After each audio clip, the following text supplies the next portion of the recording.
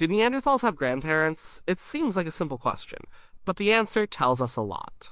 It tells us about how they lived, it tells us about how they loved and cared for each other, and it tells us about why they are gone and we are still here. The old picture of Neanderthals is pretty grim. You've probably seen it. A brutish, hairy caveman, hunched over, holding a club. Living a short, nasty life in a frozen world. In this version of the story, nobody lived long enough to see their grandchildren. You were lucky to make it to 30. You hunted mammoths, got gored by a bison, or just starved in a bad winter. End of story. For a long time, this was the accepted view. The evidence seemed to support it. And scientists looked at Neanderthal skeletons. They saw a lot of injuries. Healed fractures were common. Skulls showed signs of head trauma. This was a tough life. The fossils we had were mostly of young adults. Very few skeletons that looked old. So the conclusion was simple. They died young, no grandparents, but that picture is changing. It's changing because we have more fossils now. And we have much better ways of studying them. We are starting to see a different kind of Neanderthal. A much more human one. And in this new picture, there is definitely room for grandparents. Let's start with the most famous evidence, a skeleton found in a cave in France. It's called the Old Man of La Chapelle aux Saints. When he was found over 100 years ago, he helped create that brutish caveman image. He was hunched over, he had a low brow ridge, he looked primitive, but the scientists who first studied him got a few things wrong. Yes, he was hunched, but it was because he had severe arthritis, his spine was curved. His joints were worn out, he had lost most of his teeth. This wasn't a typical Neanderthal in his prime. This was an old man. He was probably in his 40s, maybe older.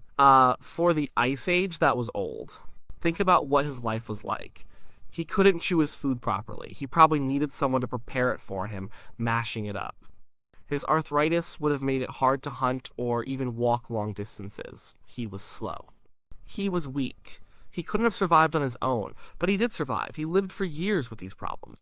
The only way that could happen is if someone was taking care of him, his family. His group, they shared their food with him, they protected him from predators. They kept him warm by the fire. They didn't see him as a useless burden and leave him behind. They saw him as one of them. This one skeleton is powerful evidence for compassion. And it's evidence that Neanderthals could live to an old age. An age where they could have been grandparents. And he's not the only one. There's another famous case from a cave in Iraq called Shanidar Cave. One of the skeletons found there, Shanidar one, tells a similar story but even more dramatic. This man had a tough life. A crushing blow to the side of his head when he was young left him partially blind in one eye. It might have damaged his brain. His right arm was withered and useless. It had been fractured in several places and never healed properly. The lower part of his arm and his hand were missing. Maybe they were amputated. He also had a leg injury that would have made him walk with a painful limp. This was a man living in the Ice Age. His job was to hunt massive, dangerous animals. Now, he was half blind, had only one good arm, and could barely walk. By all logic, he should have died young. He was a liability to a group that was always on the move, always on the edge of survival. But he didn't die young. He lived to be around 40 or 50 years old. He was an old man by Neanderthal standards. For decades, his group cared for him. They fed him, they protected him, they helped him when he stumbled. His survival is a testament to the strength of their social bonds. It shows us that Neanderthal society was more than just a gang of hunters. A community that looked after its most vulnerable members. These are just two examples, but they change everything. They show us that reaching old age wasn't impossible. It might not have been common, but it happened. And if you can live to be 40 or 50 and you start having children in your late teens or early 20s, then you can definitely live to see your children have children. You can become a grandparent, so biologically it was possible. But how often did it happen? Was it common enough to matter? To answer that, we have to figure out how old Neanderthals really were when they died. This is harder than it sounds. We can't just ask them. We have to use clever techniques to read the clues left in their bones and teeth. One of the oldest methods is looking at tooth wear. Just like in other animals, teeth wear down over a lifetime. Young people have sharp, pointy cusps on their molars. Old people have them worn down, sometimes right down to the gum line. By comparing the wear on Neanderthal teeth to the wear on the teeth of modern humans whose age we know, we can get a rough estimate. This method isn't perfect. Diet makes a big difference. A diet with a lot of grit will wear teeth down faster. And Neanderthal diets were probably pretty gritty, but it gives us a starting point. And it shows a range of ages, including some that are clearly old. A much more precise method came along more recently. It's called tooth cementum analysis. It's amazing. Teeth have a layer called cementum around their roots. This layer grows throughout your life. It adds a new tiny layer every year. It's almost exactly like the growth rings on a tree. Scientists can take a very thin slice of a tooth root, put it under a microscope, and count the rings. This gives a very accurate age of death. When this technique was applied to Neanderthal teeth, the results were fascinating. Well, it confirmed that many Neanderthals did die young, in their teens and 20s. Life was definitely hard, but it also showed a significant number living into their 30s and 40s. These weren't just rare exceptions like the old man of La Chapelle, it was a real part of their population. Enough of them were living long enough. They were living long enough to become grandparents. So, the physical evidence is there. Some Neanderthals lived long lives. Their groups cared for them when they became weak. This means grandparents were a real possibility. The next question is, what would they have done? What was the role of a grandparent in a Neanderthal family? This is where we have to use a bit of logical inference. We can't watch them, but we can look at human societies, especially modern hunter-gatherer groups, and we can think about the challenges Neanderthals faced. And when we do that, the importance of grandparents becomes crystal clear. They weren't just old people waiting to die. They were essential. Think about the grandmother hypothesis. This is a famous idea in human evolution. It tries to explain why human females live so long after they stop being able to have children. Menopause is a bit of a biological puzzle. In most animals, you can reproduce until you die. So why do human females stop in their 40s or 50s, but can live for another 30 or 40 years? The grandmother hypothesis suggests that this isn't an accident. It's a huge evolutionary advantage. An older woman who is no longer having her own babies can invest her time and energy into her existing children, and more importantly, her grandchildren. She can help her daughter, she can help with childcare, she can forage for food to feed the little ones. This help is a game changer. When a grandmother helps out, her daughter can have her next baby sooner. She doesn't have to wait until the first child is completely independent. The grandmother is there to carry the toddler, to watch the kids while the mother is out gathering roots or berries. This means the family can have more children overall, and those children are more likely to survive because they have an extra experienced adult looking out for them, feeding them, and protecting them. Over thousands of years, this effect is massive. The families with helpful grandmothers have more surviving offspring.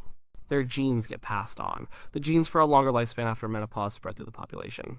In short, grandmothers might be one of the secret weapons behind the success of Homo sapiens. So did Neanderthals have this? We don't know for sure. We don't know if Neanderthal females went through menopause in the same way.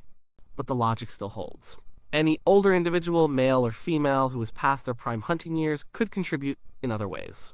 An older male, with a lifetime of hunting experience but a body that was slowing down, could still be incredibly valuable. Let's imagine a Neanderthal grandparent. What is their day-to-day life like? They probably aren't going on the big mammoth hunt anymore. That's a young person's game. It's too dangerous, too demanding, but their contribution is just as vital. They are the babysitters. Neanderthal children, just like human children, would have been a handful. They would have needed constant supervision. The world outside the cave or the campsite was full of dangers. Predators like cave lions, hyenas, and wolves were a constant threat. There were cliffs to fall off of, rivers to fall into. A mother couldn't hunt or gather effectively if she was also trying to keep 3 small children from getting into trouble. A grandparent could be the solution. They could stay back at the camp. They could watch the kids. They could keep the fire going. This simple act of childcare would free up the younger, stronger adults. It would allow the parents to go out and procure the high-calorie food, like meat, that the whole group needed to survive. Without that support, the group would get less food. It's a simple equation. Grandparents mean more food for everyone, but their role was much more than just babysitting. They were the libraries of the group. Think about everything you need to know to survive in the Ice Age. There are no books, no internet, no schools. Everything has to be stored in someone's head. And the older you are, the more you have stored in your head. A grandparent would know things that a 20-year-old couldn't possibly know. They would have lived through dozens of winters. They would remember the long, brutal winter of 30 years ago, and they would know what the group did to survive it. They would remember where to find a hidden spring that never freezes over. They would remember a valley, a day's walk away, where the deer gather when the snow gets too deep. This kind of knowledge is the difference between life and death. They would be the master toolmakers. The Neanderthals were skilled artisans. Their stone tools, made in what's called the Mousterian style, were complex. They weren't just bashing 2 rocks together. They had to choose the right kind of stone. They had to know how to strike it at the perfect angle to get a sharp flake. They had to know how to shape that flake into a scraper, a spear point, or a knife. This is a skill that takes years to master. A young Neanderthal wouldn't learn it overnight. They would learn by watching and doing. And who would be the best teacher? The old man or woman who has been making these tools their entire life. The one whose hands know the feel of the stone. The one who has made thousands of successful spear points. The grandparent could sit by the fire, with the children gathered around, and patiently show them how it's done. And they pass on the technology that the group needs to hunt and to process food and hides. They would also be the group's pharmacist and botanist. They would know which plants were safe to eat. They would know which ones could be used as medicine. We have evidence from Neanderthal tooth plaque that they ate a variety of plants, including some with no nutritional value but known medicinal properties, like poplar, which contains salicylic acid, the active ingredient in aspirin and yarrow.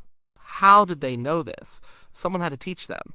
An elder who has spent a lifetime observing plants would know which root soothes a toothache, which leaves can be used to stop bleeding, and which berries will kill you. And it goes beyond just practical skills. Grandparents are the keepers of culture. They are the storytellers. They hold the social history of the group. They know who is related to whom. They can mediate disputes. They remember old alliances and old feuds with other groups. They teach the children the social rules. What is acceptable behavior? What is taboo? How do you share food fairly? This social knowledge is the glue that holds a community together. It prevents conflicts that could tear the group apart. Without this living memory, each generation would have to start from scratch. They would make the same mistakes over and over. They would eat the poison berry. They would get lost in a blizzard. They would fail at making a good spear point. The presence of elders, of grandparents, creates a continuous stream of knowledge. And it allows culture to accumulate. It makes the group smarter, more resilient, and more adaptable. So the evidence suggests they could become grandparents. And the logic suggests they would have been incredibly important if they did. This brings us to the final big question. How does this all connect to their extinction? For hundreds of thousands of years, Neanderthals were a massive success. They thrived across Europe and Asia in one of the harshest climates imaginable. And then, around 40,000 years ago, they vanished. Around the same time, my ancestors, Homo sapiens, were spreading out of Africa and into Neanderthal territory. For a long time, the thinking was that we were just smarter. We had bigger brains, which is actually not true. Neanderthals had slightly larger brains on average. We had better tools, we outcompeted them, but the story is probably more subtle than that. The differences between us were small, but small differences can have big consequences over thousands of years. And one of those differences might have been grandparents. What if Homo sapiens just had more of them? Some studies have tried to model this. They look at the fossil evidence for both Neanderthals and early modern humans. What they find is that while Neanderthals did have some older adults, early modern humans seem to have had significantly more. In a typical fossil sample of humans, there are more individuals who lived past the age of 30 than in a typical Neanderthal sample. This doesn't mean we were tougher or healthier, it might just mean we had a slight survival advantage. Maybe our social networks were a little bit bigger, maybe our technology was a little more efficient, making life a bit less risky. Maybe we had slightly better resistance to certain diseases. Whatever the reason, if more of our people were living to become grandparents, it would have created a powerful feedback loop. More grandparents meant more help with childcare. That meant our populations could grow a little bit faster. More grandparents meant more knowledge being passed down. That meant our technology could improve more quickly and our survival strategies could become more refined. More grandparents meant larger, more stable social groups. These larger groups could have been more resilient in hard times. They could have outcompeted Neanderthal groups for the best hunting grounds or the safest caves. Imagine two groups, one Neanderthal and one Homo sapiens, living in nearby valleys. The Neanderthal group is smaller. They have one or two elders. The human group is larger. They have 5 or 6. When a harsh winter hits and food is scarce, which group has a better chance? The group with more accumulated knowledge of how to survive tough times, the group with more people to look after the children while every able-bodied adult is out searching for food. The group with a stronger social fabric to prevent panic and infighting. A tiny demographic edge. Just a few more babies surviving to adulthood each generation can make a huge difference over a long period.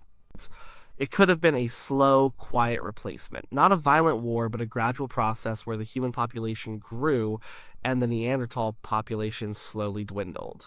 We didn't necessarily have to kill them. We may have just out-grandparented them. This is still a theory.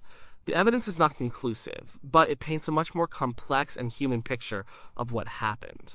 It moves away from the old idea of brutish cavemen being replaced by superior modern humans.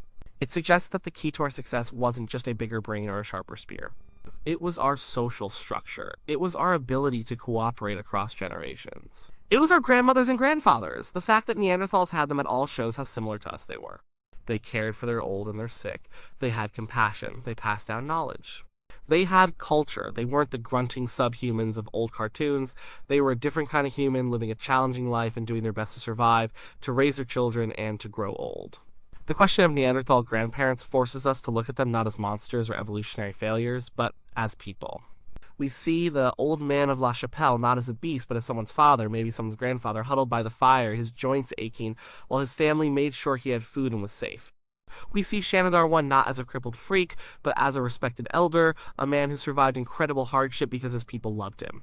So did Neanderthals have grandparents? The answer appears to be yes. It might not have been a universal experience. Many undoubtedly died young, but enough of them lived to see their children's children. And those elders, those grandparents, were likely the heart of their communities. They were the glue that held their families together, and the libraries that held their collective wisdom. They show us that the deep human need to care for one another across generations is not just a modern invention.